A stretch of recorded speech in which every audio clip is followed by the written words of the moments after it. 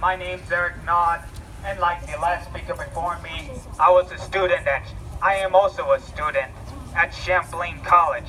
I am 24 years old, only 4 years older than the man who took a car and driven it into a field of protesters.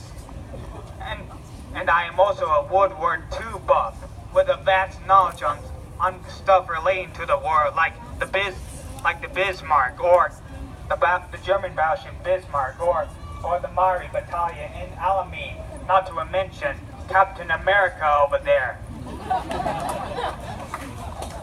The reason I mention this is because anyone who knows the first thing about World War II would recognize this symbol. The cell phone. It is the cell phone. While this symbol,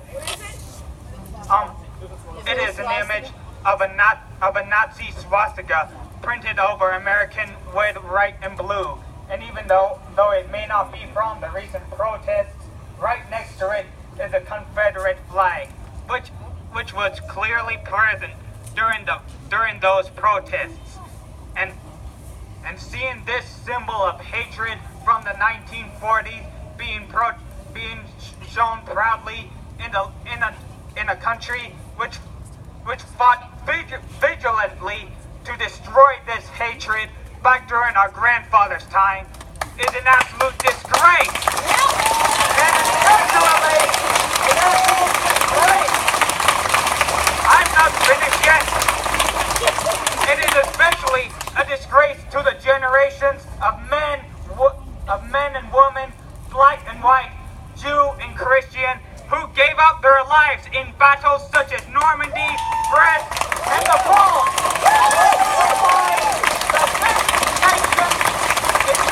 Only to find a symbol that they fought to crush, being flown proudly by their own grandchildren.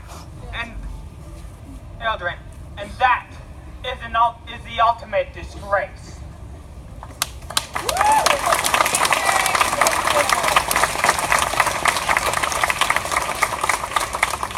Some of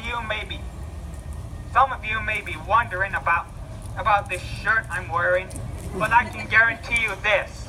A month ago I was up in Montreal, and I personally heard David Tennant, the 10th Doctor in this show, say this: there is no way that a Doctor Who fan would ever be on Trump's side. And it is easy to see why, because there is no way that a sane person, let alone anyone who has seen the show like I have, to support such cruelty and violence and hatred, which I can tell you as a fact inspired the Doctor's greatest enemy, the Daleks. That, laugh all you want, but it's true. Terry Nation created the Daleks all the way back in 1964 as a direct response to the Nazis that had grown 20 years earlier. And it is a shame that now we have to confront this obvious threat that's crippling our own nation. This isn't science fiction! Agreed, ma'am! Agreed! So this is why we must fight. We must fight this darkness before it is too late,